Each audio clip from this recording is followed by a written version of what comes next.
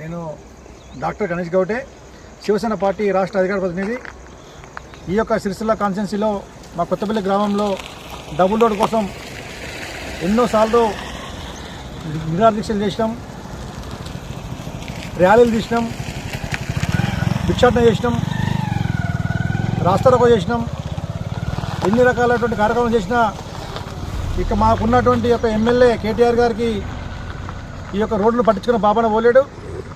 రాజకీయ కోణంలో వచ్చి ఎలక్షన్ల ముందు వచ్చి 5 కోట్ల చిల్లర రూపాయలు దీనికి ఒక సంఘం చేస్తామని చెప్పి ఓట్ల కోసం వచ్చి ఒక శిలాఫలకాన్ని ఇక్కడ వేసిపోయినటువంటి ఒక విషయం. మాకున్నటువంటి ఒక అసమర్థ ఎమ్మెల్యే ఎవరైతే ఉన్నారో మన కేటీఆర్ గారు ఒకరేనని చెప్పడానికి దీనికి ఎలాంటి సందేహం లేదు. ఎందుకంటే ఎక్కడనో విలేజ్లల్లో నేను ఇక్కడ అది చేపిస్తా ఇది చేపిస్తా అని చెప్పి డెవలప్ చేపిస్తా అని చెప్పినటువంటి వ్యక్తి ఒక సొంత కాన్స్టిట్యున్సీలో ఒక 3 కిలోమీటర్ల దూరం రోడ్ వేయలేనటువంటి ఒక దుర్మార్గమైనటువంటి పరిస్థితిలో ఉన్నటువంటి కేటీఆర్ నువ్వు ఎందుకు ఈ యొక్క రోడ్డును ఇంత ఇంత ఇంత అధ్వానంగా ఉంచుతున్నావు? మా కొత్తపల్లి ప్రజలు ఎందుకు ఇంత కక్ష? నువ్వు ఈ యొక్క కొత్తపల్లి రోడ్డుకు గ్రామం కోసం ఏం చేసినా కొత్తపల్లి గ్రామానికి నువ్వు మా ఎమ్మెల్యే వచ్చి ఎలక్షన్లు వచ్చినప్పుడు వస్తావు, ఓట్ల కోసం వస్తావు, మళ్ళీ తర్వాత మాకు కనిపించకుండా పోతావు. ఎంతవరకు న్యాయం అని చెప్పి అడుగుతున్నాం.